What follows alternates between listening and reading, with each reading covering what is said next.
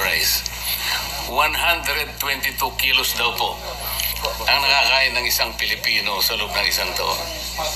Sa mga tweet, kinuwenta ko po 122 kilos times 115 million Filipinos divided by 20 something kasi para makita po natin per metric tons. Ang national consumption po pala, base po sa kwenta ko, Mr. President, 14 million metric tons of rice. Ito po ay 2024. Nagtataka po ako bakit binase nila sa 115 million Filipinos. Marami pa po namang mga sanggol Hindi pa naman kumakain ng bigas yung mga yun Sabaw ng bigas, kinakain po yun, Mr. President. Meron din pong mga probinsya ang ating bansa na kumakain ng kasaba. Sa Mindanao po siguro marami doon. Meron din tayong mga lugar na mais ang kinakain, lalong-lalo na po sa Cebu. Sana po ay ibinawas sana ito. Ganun pa man,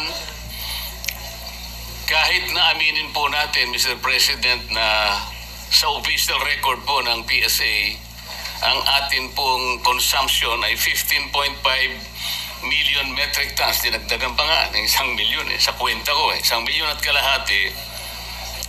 Tinanong ko rin po yung production natin on the same year.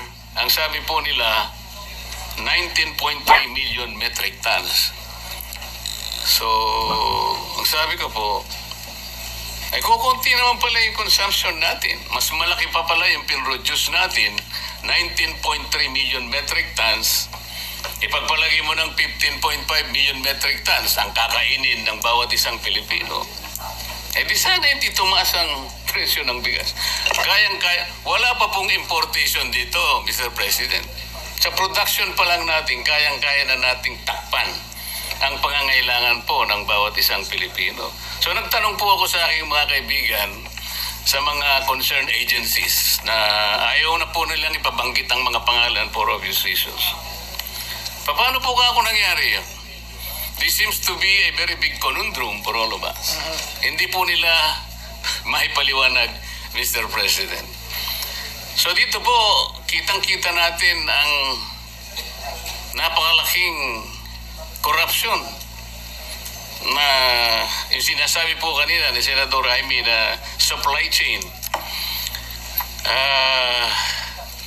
Kahit na po hindi natin tingnan doon Dito pa lang sa statistics na ito Sobra po ang ating production kaysa pangangailangan